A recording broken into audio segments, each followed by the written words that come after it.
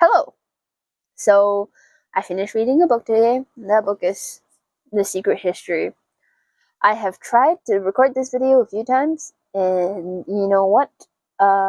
It's very difficult to fit all my thoughts in a shorter video. So I will be trying my best, but there will be some points that I'll be kind of glossing over because I want to get to all of my points as much as I can. And yeah, so this book, I don't want to explain the plot. If you want to know the plot, you can search up the plot. And because I just want to talk about my feelings about this book, because I felt deranged after I read this book. I felt sick. I felt empty. I felt like disgusted with myself to a certain extent. But that doesn't mean that I didn't love it. I really like this book. Okay. On Goodreads, I gave it a 4.7. I gave it a 4.75.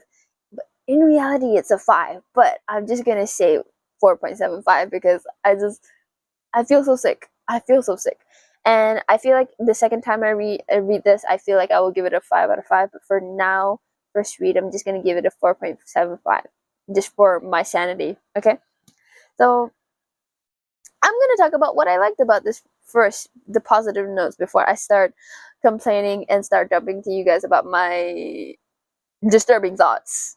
Well, my thoughts are not disturbing. These people are.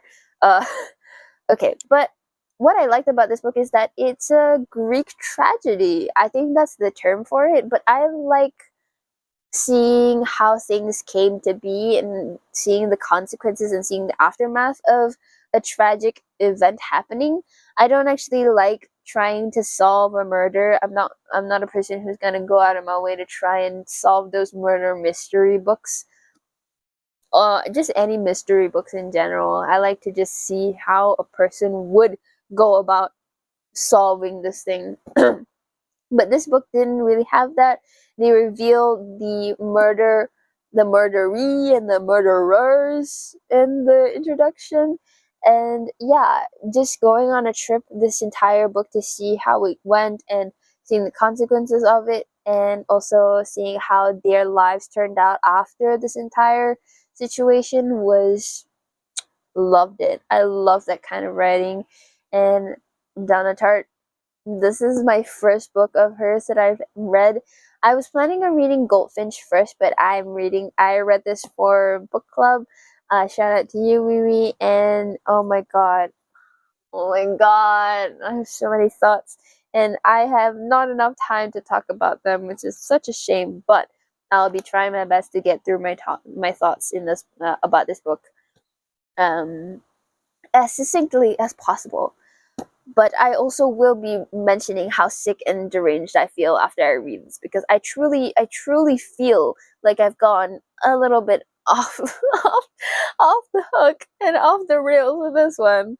Okay, so I have a list that I've kind of prepared for this video, and yeah.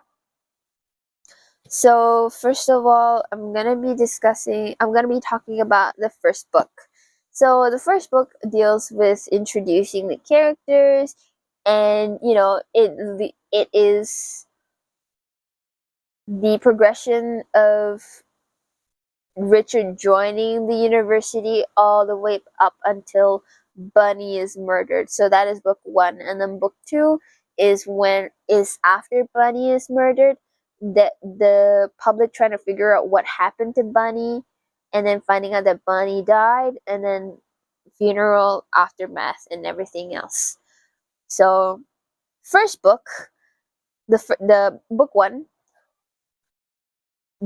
with the way that Richard describes the group of people, and the group of people being Richard, Bunny, Francis, Charles, and Camilla, and as well as Julian, their teacher. Enough said for me. That's enough for me, because his descriptions of them are so embellished. They're so descriptive, and he views them as like alienish. He doesn't look at them as humans who are, capable of mistakes, of capable of having some messed up thoughts in their head, and just seeing them as actual people. He sees them as these pillars and these above human entities, not say gods, but maybe something a little bit lower than gods. And that is scary to ever view someone as somewhat godly, and in the way that Richard does, it's disturbing, because you are going to excuse every one of their actions, and you want to be able to have like agency over your thoughts and to have your own opinions. And with these kind of people, you're gonna feel like you do not have choice, and that whatever they're gonna say, you're gonna agree with them. And so by Richard describing all these people, and giving them such extravagant descriptors, like saying that they're like statues, and that they are like pillars of beauty or anything. Like, I'm paraphrasing here, by the way, because that's how I kind of read it. It is so scary, because beautiful people can make people do dumb stuff. And so the direction that it was going at, I was already like, okay, this is not gonna end up good. And I'm not just saying that because I know that Bunny is murdered. I actually didn't know anything about this prior to reading it. I knew it was popular in book talk, but I had no reason why. I did not care. The only reason why I read this is because my friend wanted to read it, and so I read it, and I only like saw a popular opinion about it after I finished reading. So just by Richard romanticizing them to like the tops, it felt like, okay, Richard, let's not do this. And especially with Julian, because with teachers, I understand that there's this level of affection to teachers, and I also have that kind of affection. Not that kind of affection, okay, but I also have a certain affection for teachers, and I understand getting attached to teachers. I I love my English teachers. I love my high school teachers that taught me, and I get attached to certain lecturers and everything. But to the point of idolizing a lecturer like Julian is scary, because it creates this dynamic that you don't want to happen, where he is there and he can enable you to do things that you frankly shouldn't be doing. And the relationship that he has with these students, especially with Henry, is a little concerning, babes, because I remember a friend on Twitter, a mutual on Twitter, like mentioned this to me, and then I was like, okay, what? And then I read that part, and I was like, okay, what? And then it was just never mentioned again until the end of the book. But it was a scene where Richard was kind of looking down the halls, and he saw Julian and Henry talking to each other, and then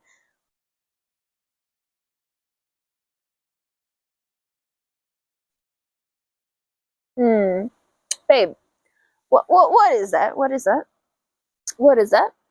And just in general, his relationship with his students is very it doesn't sit right with me, and it didn't sit right with me, like all the way till the end.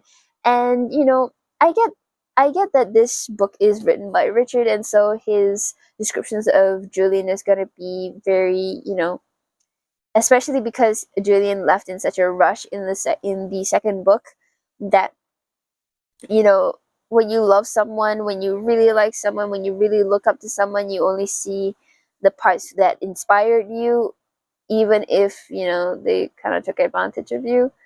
I understand that, but yeah, but it also doesn't stop me from thinking, wow, Julian is horrible. He is a horrible, like, he's a horrible teacher. He's just a horrible person. And I'm not saying horrible because he has done the same things that these people have done, that the group has done, but that he is essentially the person who, like, cooks who encourages these thoughts, who enables them. He's the enabler. And then when he faces the consequences of his actions, meaning the group murdering Bunny and him finding out about it, he he finds out the consequences of his actions, and then he just bolts. He just leaves straight up. And like, what does that say? What does that say about him? What does that say about him? And I didn't mind Julian being a minor character. I've seen a lot of people kind of be a little bit bummed why Julian is more of a minor character than a major one, but I kind of am okay with that because he's not part of the main character group, but he does play that role of like, I am the one who kind of pushed all these people into this part, but I am not involved enough to have responsibility in this. So just didn't like Julian. And moving on to the group themselves, I did not like the group, okay? Let's be clear here. I am affectionate to them as characters because I find them interesting, but I also hated. I hate it. It made me feel crazy. And, with Richard slowly figuring out throughout the book that they have been manipulating him, I just felt more crazy at that point. And then by the end of the book, I just felt so empty. I felt deranged. I keep saying that, but oh my god. Oh my god, this book is so good. Because none of these characters you like. I don't like any of these characters. Goodness gracious. I said goodness gracious throughout the entire book. And you're not supposed to like any of them. But the thing is, you just can't stop reading. And even if they keep making bad decisions, they make bad choices, and they're going to keep making bad choices because they are not willing to risk the sanctity of their group. You just keep reading, and you just keep reading, and you're like, oh god, they're just digging themselves a deeper and deeper hole because they insist on doubling down on their group, on their ideas of tradition, on their ideas of how they can live their lives in modern society when you are so far removed from everyone that what you believe can happen cannot happen, and it has stayed in the past for a reason. There's a reason why we move on from the past, is because you cannot adopt ancient traditions into modern society without tailoring it for modern society, because that's how time progresses. That's how civilization has evolved over time. You can't just take things from back then and then immediately implant it here and then just try and live life like that here. It doesn't work that way. And they're so far removed, and I feel like that also adds on to the criticism of academia, and also points out classism and also the different economic status of the characters, because Richard is the only one who is of working class. He is the only one who works, like seriously has to work for money and to sustain his life, while the others just kind of live off of each other. Bunny lives off of Richard's money. Richard has a lot of money in his savings. Francis has his inheritance money, as well as Camilla and Charles. They have money from their grandparents, and so they don't really have to work seriously, while Richard almost died in the winter because he refused to get help from anybody and he needed the money. And yeah, I feel like not enough people talk about the winter scene, the winter, like the whole winter season for Richard. Like, that is traumatic as hell. And so I feel like almost freezing to death for Richard also brought in the element of like, because Henry was the one who saved him, that also brought in like another level of trust, because he was on the verge of dying, and then and then Henry came and saved him. And so I feel like that's another layer to their relationship between Richard and Henry. And talking about relationships of Richard and the group, I always felt like Richard was more of a bystander. He's still an outsider of all of these like activities. I feel like if he wasn't there for Bunny's death, they wouldn't have included him all that much. And while they were welcoming, while they have conversations with Richard, they also deliberately leave him out of conversations all of the time. They deliberately don't tell him things, and all of them know things from each other first. Richard doesn't know all of this until it is conveyed to him on a second account, a third account, and so we don't even know if that's real. We don't even know if he's speaking the truth, or if that's what really happened, because we're not experiencing a first-hand account. And with how Richard writes, he tends to be very biased, and we don't actually know what happens in the book. We don't actually know. If we were to treat these characters as real people and trying to figure out what actually happened, we will have no idea, because like I said, I feel like Richard was such an outsider and such a bystander, that we will not have the full idea of that. We won't have the full picture of what happened at all. We will not have it. We simply have to settle with what we've got. Speaking about that, another thing that I'm kind of bummed about is that we won't actually know what Bunny's actual character is, because there's one aspect of it is that the rest of the group is trying to paint Bunny as the annoying one, so that it's more justifiable for them to have murdered him. And then there's the other part where he is apparently loved by the entire university, but also there's the aspect of mourning and grieving can make you like see positive sides of someone more. And so we don't actually know the kind of person he is, but just from just from the dialogues themselves and the colorful language that he uses, and the fact that he does extort Henry's money, he is quite a bad person, I will have to say. But we won't actually have the full view of what his character is like, because we don't actually know if he was that annoying, or if he was that lovable, and we just don't really know. So that's one thing that I'm kind of bummed out about. Even though I don't actually like Bunny, I don't I don't like Bunny. I just wanted to know his full character, and now I can't, and I don't even like him. So yeah. Another thing is that I think the idea of being in such a niche clique like theirs, one that is bound by a murder, it is so horrible. Okay, so with them in the mansion and spending time together and all, I felt like that was nice, but I had no desire to have that kind of relationship and to have that kind of group dynamic, because with how Richard sees them, that is very dangerous to have. To That's a very dangerous way to view people.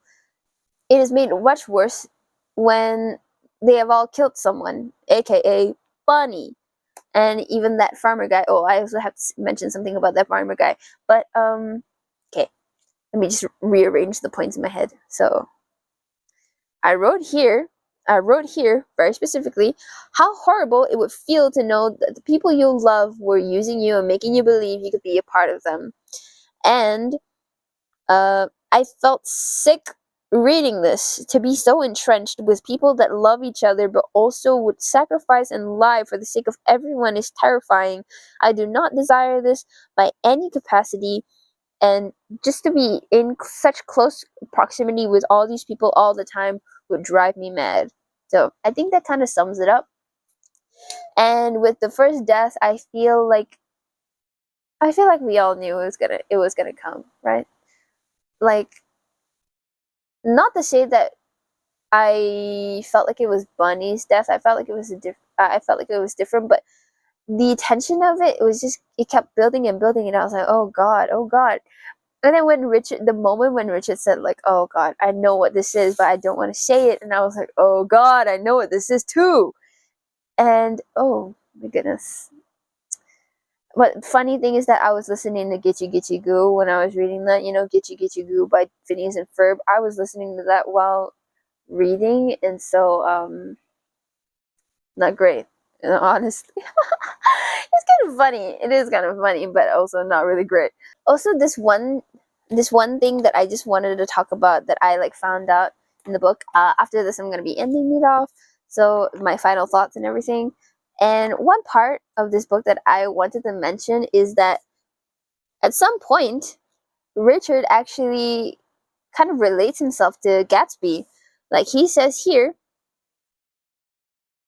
of course, it only made me feel worse, since in my own humorless state, I failed to see anything except what I construed as certain tragic similarities between Gatsby and myself. And I was like, Gatsby, you are a person who is writing as the unreliable narrator in a first-person account of what happened, and you are talking about a person who was murdered. If you're gonna be anybody from The Great Gatsby, I'd say it was Nick. And okay, I have a card here where I wrote, and it says here saying that he's Gatsby is a bit odd and maybe an offhanded remark, but he's being the narrator, and there was a death mentioned in the beginning. How does he parallel Gatsby? If anything, he's more like Nick, who narrates and that can be an unreliable narrator, or at least a narrator who is a little too self-absorbed. And by self-absorbed for Richard is more like he romanticizes and glamorizes everything. And yeah, my final thoughts of this book. Oh my god. After I finished it, I felt empty. I felt like my whole entire world was spinning. I feel like I need to be away from this book for approximately 6 months before I can read this again, because if not, I feel like I'm gonna break my friendships with people, and I don't want to do that. Okay, but this is such a great book, and I know the point of this book, but I just have a lot of thoughts, and I would love to expand on it, but the video is already long enough, and I said I was going to gloss over things, and I still haven't talked about like a lot of the things that I want to talk about, but that's okay. If you want to hear more about my thoughts, then you can tell me, and I'll probably make another video, but for now, this is what I'm going to leave you guys with, because I don't want to make the video too long. It's already quite long for my channel. And yeah, final thoughts is that this is a great book, and I would recommend it to anybody who is willing to dedicate their time to reading this, because you won't feel it in the first 100 pages, but when you get to that point and the ball keeps on rolling. It keeps on rolling and rolling and rolling, and it snowballs, and it just gets better and better. And yeah, I would recommend this book. This is a great book. I think I rated it like a 4.75, but just because I didn't want to rate it a 5 out of 5 on my first read, because I feel so crazy right now, and I feel like I'm not in the mental state to be rating this a 5 out of 5. So maybe another day. And yeah, I hate all the characters. I'm gonna be honest here. I don't even like Richard, but when they're written as captivating as they are written, you just can't put this book down, babes. You just can't do it. And yeah, I hope to reread this in the future, but just not in the near future. Maybe in 6 months or so, when I feel like I can look at this book again and not feel crazy. And yeah.